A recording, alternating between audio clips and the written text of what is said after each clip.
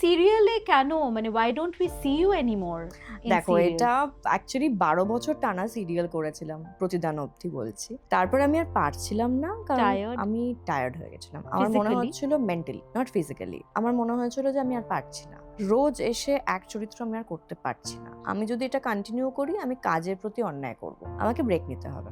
Luckily Sreemoyee ওই সময় web সিরিজটা ওঠে। রাইট, টাইমিংটা খুব কারেক্ট ছিল। 2018 আমার এটা মনে হয়েছে, 18 ডিসেম্বরে শেষ হয়েছে প্রতিদান, আমি 2019 জানুয়ারিতে আসতে রিলিজ করেছি। Timing was very good. সেটাই তো, টাইমিংটা ক্রিটিক্যাল। হ্যাঁ মানে আমি না সত্যি মানে তখন যদি ওটিটি না আসতো আমি হয়তো গ্যাপ নিয়ে বসে থাকতাম, আমি 1-2 বছর 3 বছর হয়তো কাজ করতাম না, আমি পেরে উঠছি। তুমি এতই ফাটিগ ছিলে? মেন্টালি ফাটিগ হয়ে গেছিল আমার প্রচন্ড, কারণ পরপর হয়েছে না, টানা চলে গেছে, তো তার ফলে আমার না ওই রোজ এক জায়গায় এক চরিত্র একই আমার মনে হচ্ছিল আমি নিজে তো এক্সপেরিমেন্ট করতে পারছি না।